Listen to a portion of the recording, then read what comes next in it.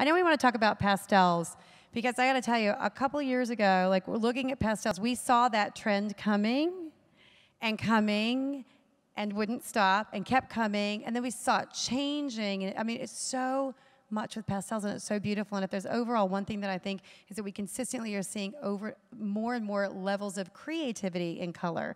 So I think all of you, as you get better and better and better, start to experiment more. So talk to us about what you're seeing in pastels. Is it going away?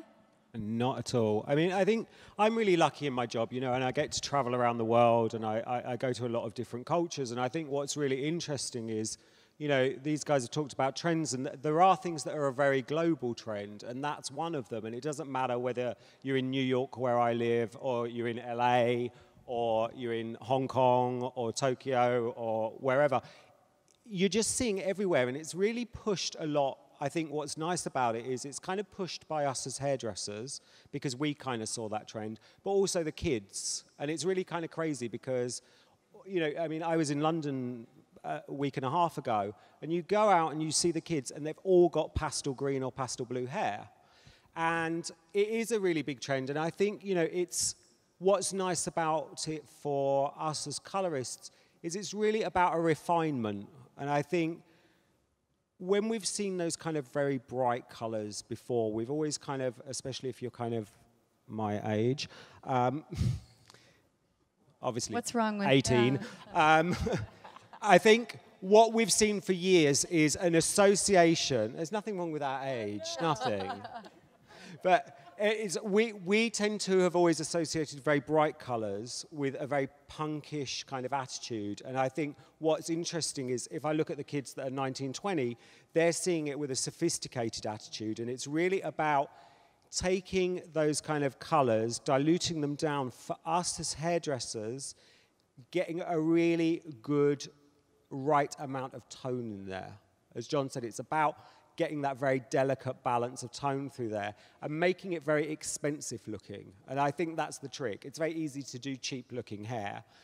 The trick is doing expensive looking hair that looks luxurious and looks high end. And I have to ask you this because, you know, I talk about it all the time. I mean, we'd like to believe that Fashion Week really does have a big impact, but it's not really about what happened at the time with Prada and so forth that was doing, and Gucci that had color. It was when Kelly Osbourne decided to wear it, because it was every one of your clients then that were coming in. So to us, we recognize that celebrity is huge because we know that all of your clients are coming and ripping those pages out of the magazine. So, I mean, do you think that celebrities are going to continue to wear this and experiment? Because we look at like Katy Perry, that's on stage, but so many are starting to have been now wearing it every day, like Kelly. Yeah, I mean, I think it's, to your point, you can put it on a runway, and it doesn't matter whether it's in New York or Milan. How many of us really see that in our face? Unless you're going to go on style.com and really look it up, you might not see it. But, you know, someone like Kelly Osbourne dyes her hair one color. It's in every magazine. And so I think people always need a validation with things with hair. And, you know, it's something that drives us mad as hairdressers because we could see a haircut and we think it's the coolest thing. And we think it's the coolest thing, and it goes on for a year, and then 3 years later we go, oh, I hate that haircut. And then Jennifer Aniston, or, you know... Who? Jennifer who has it. Just some celebrity has it, and suddenly it's the new thing. And suddenly it's like everybody's thinking that that's the cool new thing, and we think it's old hat. And we're like, oh, that old thing again. So I think things are very, very celebrity-led, whether we like it or not. And it's not necessarily that everybody is so into the celebrity culture. I think it's more that that's actually who they're seeing, and it's a validation. If that person has it and they're famous and people are writing nice things about it on the internet, then I can dye my hair lilac as well. And I think so it is a kind of validation that, yeah, that's cool, and yeah, that's acceptable. And I want to just ask all of you just a basic question too, is when the client comes in, it does seem, and I know with my whole team, we have 20 on our BTC team. Again, they rock. All women except one, so we have 19 team members. And I know, Kristen, you just put a little bit of color into your hair recently, pastels, etc. I mean, how are they starting into pastels? Do you have a lot of clients, all of you, that just sort of begin a little bit, or do they go for it? Actually, one of the things that we found helps a lot in the salon is we have hair pieces out on display. So we use Hair Dreams kind of quickies, which are little sandwiches that you can put in the hair, a little front and back piece about 2 inches wide. And we create different colors on them. I mean, they already come in some colors, but you can also get one that's called a flash white that accepts anything. So we kind of use all our pastel toners on there, and we can do 2 or 3 different colors on a piece. Sometimes when we have a wedding that comes in and we find out what the bride's colors are, we'll have some pieces ready. So when the bridesmaids come in, we can actually add pieces into their hair so there's a color that continues through. And it's a nice little idea that's just kind of catchy. But the good thing about that is that other people see it and ask, oh, well, where did you get that done? And, you know, sometimes we get mums coming in for their kids to get bright colors put in their hair just as a temporary little extension, and the mums end up going out with half a head, you know? So it's a mum and kid kind of thing, you know? We just find having a visual something there that's visual to get people to talk about it, to actually recognize it to begin with, and then to ask questions about it is the biggest form of starting that conversation going, you know? So they're called quickies? We got to get us some of those, John. Yeah. Designed by a man.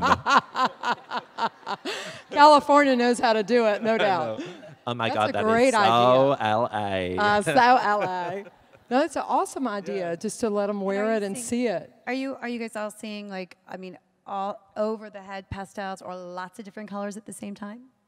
I think both, actually, to be quite honest. I think it kind of goes back to the ombre thing. I think if we're seeing lots of colors, it's kind of in a much more ombre kind of effect. Or it's just, if it's one color, it's about keeping that color high end. So it's almost having a very commercial, very soft, very feminine haircut and style, and then it's juxtaposed against this much brighter color. One of the things, what about matte versus, you know, like we're really seeing sort of that almost, yeah, like a matte, almost a dirty pastel looking where it's really being pulled through, still continuing to see. Do you know what I'm saying? Like, that's why I see this interesting level An of opaque creativity. pastel. Yeah, right? thank So you. it's I'm not a saturation. colorist, so that's the wrong word, sorry. Oh, no, I think that's a complete difference, because that's where you can integrate the opaque pastel. Opacity should still have shine, right? It's more of the saturation. So that's where I think instead of maybe diluting something with a clear, you're going to use a 9 or 10 level to shear it off a bit, which will allow you more saturation. And then I like to take things like the pastel turquoise and lavender and lilac and really integrate them and seamlessly paint them through a blonde. And that doesn't even look as if it's pastel. It just creates this really cool mink-toned luxury, you know, to get that very smoky-like effect, you know. And if it's going to be a special accent throughout, I love the saturation for the opaque pastel, because I think that does, you know, I think that's what makes, for me, it gives it the very expensive like effect, you know, if it's going to be just in very special hidden placements or if it's going to be an all over. Yeah, and all of you, are you still seeing a lot of pastel? Is it continuing to increase in your business? Yeah. What I've tried to do in the salon a little bit, an experimenting stage at the moment, is almost like adding to John's conversation, is layering it. So you start off with a layer of like a muted, soft, say a green, and then layer something on top of, like a very soft pink. So it almost has that two-tone feeling. You know how you have fabric and you can turn it one way and it looks one color and turn it another way? So we're working with layering our pastels on top of each other to give that reflection. And also what works well, it gives that sort of movement to the hair. So it's got more, almost like a wave in it, but you're creating the wave with color. So there's another add-on to that as well.